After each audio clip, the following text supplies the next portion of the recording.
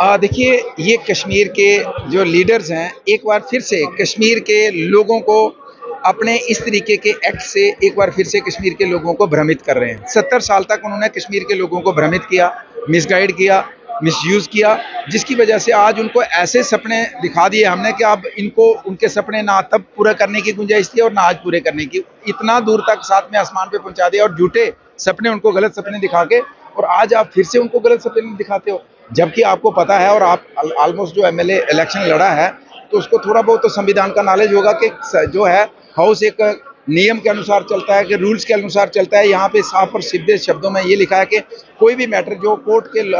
में पेंडिंग हो, उसको हाउस के अंदर डिस्कस नहीं किया जा सकता। और फिर आप इतने भी पढ़े होंगे, ये मेजॉरिटी के साथ सांसद के दोनों सदनों में पास हुआ है, लोकसभा और राज्यसभा में, और इसके ऊपर डिबेट की वैसे गुंजाइश नहीं है, लेकिन कोर्ट में जाने के बाद तो बिल्कुल गुंजाइश नहीं है। और स्पीकर साहब ने रूलिंग दे दी, उसके बाद आप प्रोटेस्ट कर रहे हो जस्ट कश्मीरियों को एड्रेस करने के लिए कि हम आपके हितैषी हैं, लेकिन कश्मीरी आपको समझ चुके हैं। आने वाले समय में मुझे लगता है इस तरीके की जो ड्रामाबाजी है, कश्मीर के लोग जो है इनको जवाब देंगे। देखिए, नेशनल कॉन्फ्रेंस को तकलीफ इसलिए है कि शेख मोहम्मद अब्दुल्ला बड़े लंबे समय तक, कई वर्षों तक वक्फ बोर्ड के जम्मू कश्मीर के हेड रहे हैं, और उसके बाद उनके जाने के बाद डायरेक्टली इनडायरेक्टली पूरे तरीके से नेशनल कॉन्फ्रेंस का कंट्रोल रहा है। आम कश्मीरी को, आम मुसलमान को उसका कोई बेनिफिट नहीं हुआ, और आज इस बिल के आने के बाद इनके हाथों से वो पावर चली गई है और आम मुसलमान को वो उसका बेनिफिट मिलने वाला है। ये इनको तकलीफ है कि ये नहीं चाहते थे कि चंद परिवारों के हाथ में जो पावर है वो आम मुसलमान और आम कश्मीरी तक पहुंचे, ये उससे नहीं चाहते हैं, इसलिए इस वक्फ बोर्ड बिल के खिलाफ है। अदरवाइज उसमें साफ तौर पे प्रधानमंत्री जी ने, गृह मंत्री जी ने कहा है कि किसी भी तरह से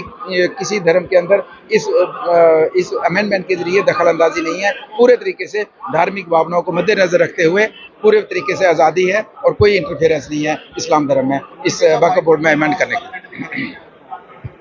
देखिए, मैं फिर से कह रहा हूँ कि जिस तरीके से ये कश्मीर के लोगों को गुमराह कर रहे हैं और जो चीज़ पॉसिबल नहीं है उसके ऊपर आप हाउस में शोर मचा के कहते हैं कि हमने डिस्कस करना है, कहते हैं जी हमारे अंदर कुछ बातें हैं। भैया, मेरे अंदर भी बहुत सी बातें हैं, लेकिन कानून का जो रूल है, असेंबली का रूल है, वो इजाज़त नहीं देता, तो बलवंत सिंह ऐसे वहाँ आके कैसे बात कर सकता है। तो जो कानून के दायरे में है वो इनको अच्छी तरह पता है और उसके ऊपर बात करने की पूरी आज़ादी है, इनको स्पीकर साहब देते हैं, लेकिन जो दायरे के अंदर नहीं है उसमें आज़ादी नहीं है, और उसके ऊपर इस तरीके का ड्रामाबाजी करके वो कश्मीर के लोगों को गुमराह कर रहे हैं। बिल्कुल बिल्कुल गलत है, बिल्कुल गलत है कि वो डिस्कस ही नहीं किया जा सकता, और कुछ इनके शोर शराबे से, काले झंडे से कुछ नहीं होने वाला है, इनको भी पता है, तो जस्ट लोगों को बेवकूफ़ बना रहे हैं। सबसे पहले उनका हम धन्यवाद करना चाहेंगे कि जब ये इस तरीके से कुछ घटनाएं जम्मू कश्मीर के अंदर हुई हैं, तो वो 3 दिन का पूरे देश को छोड़ के जम्मू कश्मीर में आके बैठ गए और हर स्टेक होल्डर से मिल रहे हैं, हर चीज़ को बारीकी से देख रहे हैं, हर चीज़ को बारीकी से समझ रहे हैं, और किस तरीके से उसको आने वाले समय में दुरुस्त करना है, उसके ऊपर यहाँ बैठ के वो सारी प्लानिंग कर रहे हैं। और मुझे लगता है कि बड़ी गंभीरता उन्होंने दिखाई है, और इसके लिए उनका हम धन्यवाद करना चाहेंगे। और इसलिए इसी तरह से उन्होंने भारतीय जनता पार्टी के सभी लेजिस्लेटर्स और लीडर के साथ बैठक करके भी हर चीज़ को उन्होंने minority security point of view हो, दूसरे मुद्दे हों, तीसरे, हर मुद्दे के ऊपर उन्होंने बड़ी गहनता से सभी की बात सुनी है और सभी को आश्वस्त किया है कि हम आने वाले समय में ये सारी चीज़ें दुरुस्त करेंगे।